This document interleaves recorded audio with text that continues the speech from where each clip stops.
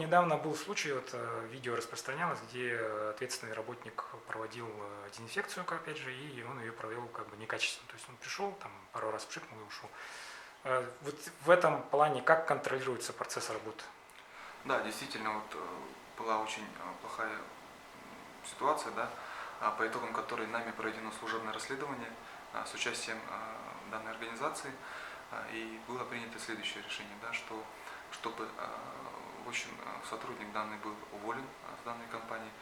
Также мы усилили контроль по работе специализированной организации.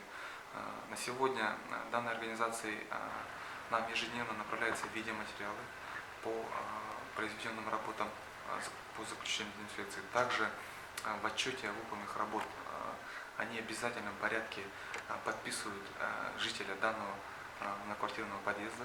Ну и также нами ежедневно проводится проверка выполнения данных работ. Уже на месте мы проводим выборочную проверку. Не все горожане понимают разницу между уборкой в подъезде и дезинфекцией домов, где были обнаружены больные с ковид. Вот в чем здесь разница? Да, здесь необходимо отметить два отдельных мероприятия. Первое мероприятие – это оно должно выполняться в рамках постановления главного санитарного врача Республики Саха-Якутия. Согласно данного постановления, управляющая компания обязана проводить ежедневную дезинфекцию контактных поверхностей. Это получается ручки, кнопки лифтов, почтовые ящики, да. Ну и также они должны выполнять периодическую влажную уборку подъезда.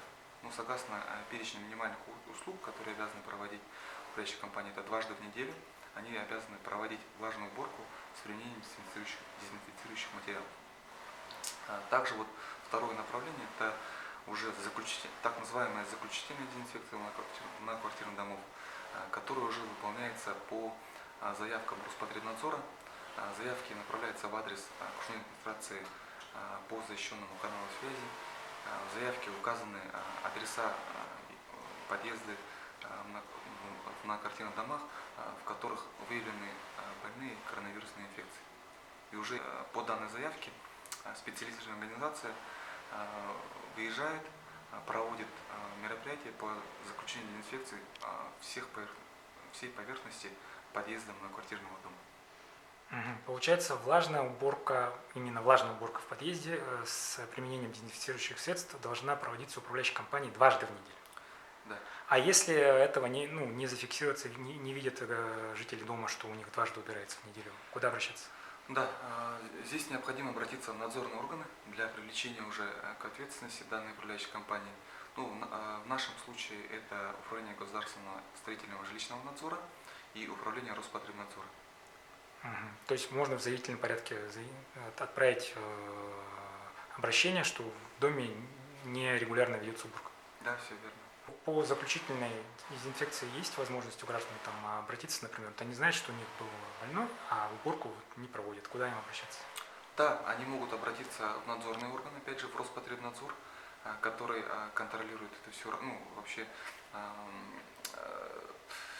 координирует данную работу по дезинфекции. Также они могут обратиться в наш адрес, как в организацию заказчика. Также они могут обратиться в адрес единой диспетчерской службы города Якутска, и по которому мы уже проведем проверку и уведомим гражданина о том, когда будут проводиться данные работы, либо они были проведены, мы предоставим подтверждающие материалы.